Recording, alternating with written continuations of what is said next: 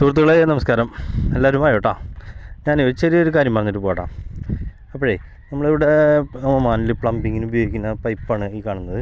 ഇത് ടെക്നോ എന്ന് പറയും, ഇവിടുത്തെ ഏറ്റവും വലിയ കമ്പനിയാണ് ഒമാനിലെ ടെക്നോ, ഗ്രീൻ കളറ്. ഇത് PPR പൈപ്പ്.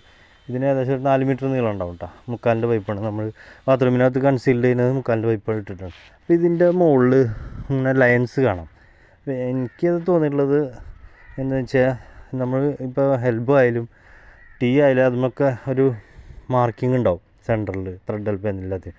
ആ മാർക്കിങ്ങിന് നേരെ നമ്മൾ ഈ പൈപ്പിൻ്റെ ലൈൻസ് ഉണ്ടല്ലോ അത് കറക്റ്റ് ചെയ്ത് ഒട്ടിക്കും. അപ്പോൾ എന്താ ഗുണമെന്ന് വെച്ച് കഴിഞ്ഞാൽ, നമുക്ക് ടൈലൊക്കെ ഇട്ട് കഴിഞ്ഞാൽ ഈ ആംഗിൾ വാൽവ് നമ്മൾ ഫിറ്റ് ചെയ്യുന്ന നേരെ ഇരിക്കും.